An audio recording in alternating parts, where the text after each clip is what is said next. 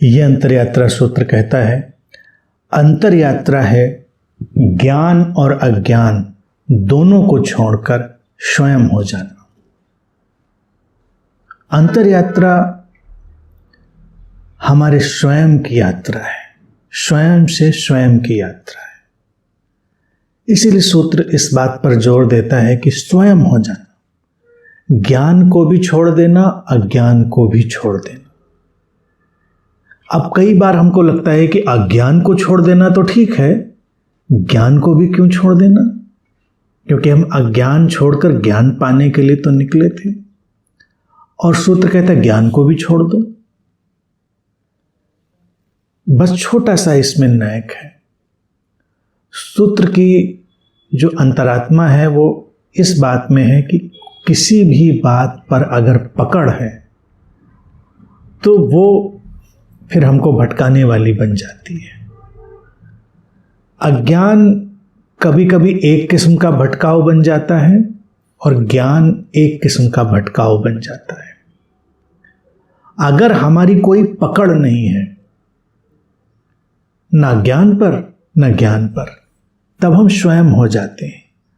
और तब जो ज्ञान विकसित होता है या जिसे हम अंतः प्रज्ञा कहें, वो बिल्कुल अलग किस्म की होती है।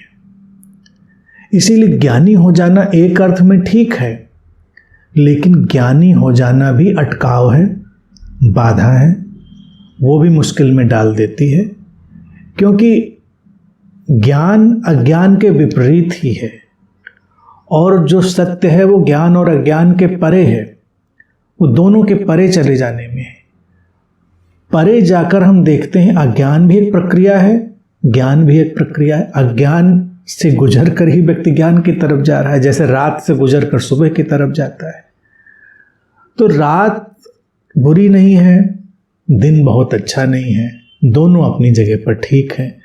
हमारा होना देखा जाए दोनों से परे है, रात और दिन से, ज्ञान और अज्ञान से। तो किसी भी बात में हमको कोई भी अटकाव नहीं बनाना है, क्योंकि अगर ज्ञान पर हम अटकाव बनाएंगे तो ज्ञान ज्ञान नहीं रहेगा, ज्ञान सिद्धांत बन जाएगा। जब ज्ञान सिद्धांत बन जाता है तो अटका लेता है।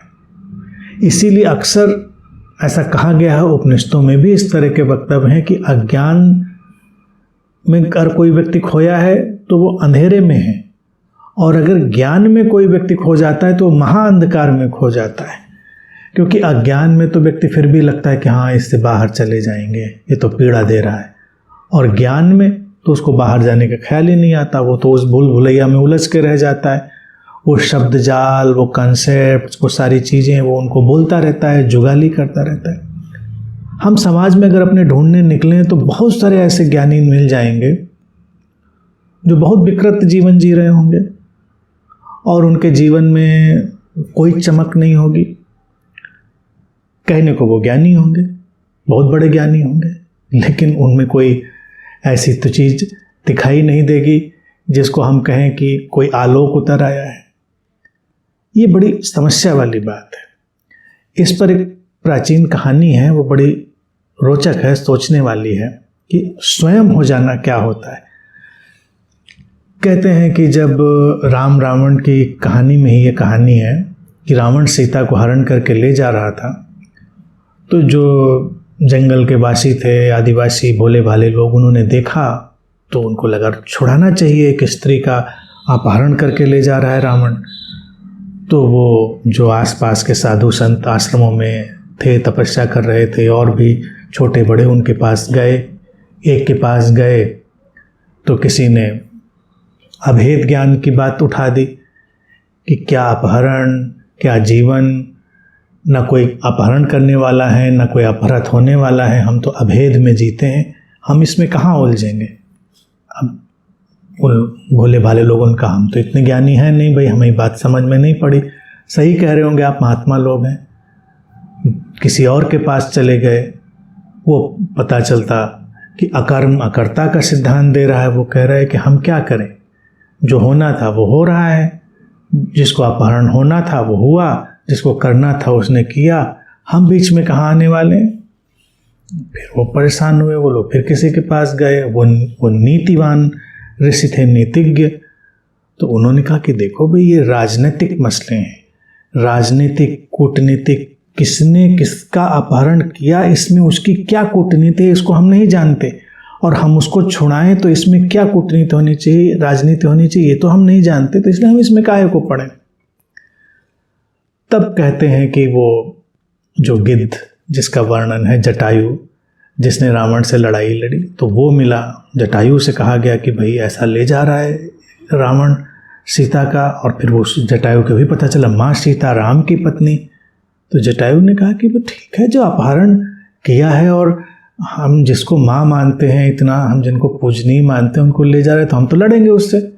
तो भोले भाले लोगों ने, तुम क्या लड़ोगे रावण से, तुम्हारी क्या बिसात है।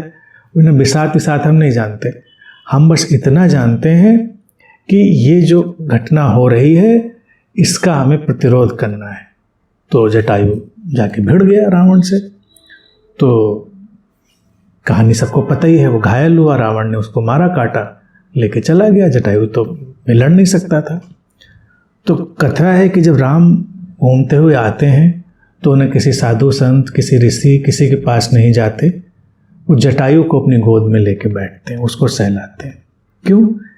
क्योंकि वो ज्ञान अज्ञान के परे स्वयं होने का उसने कर्म किया था, क्योंकि उसके अंदर स्वयं से वो अंतःप्रेरणा थी कि ऐसा ही होना है, क्योंकि ये एक ऐसी घटना है जिसका प्रतिरोध होना है।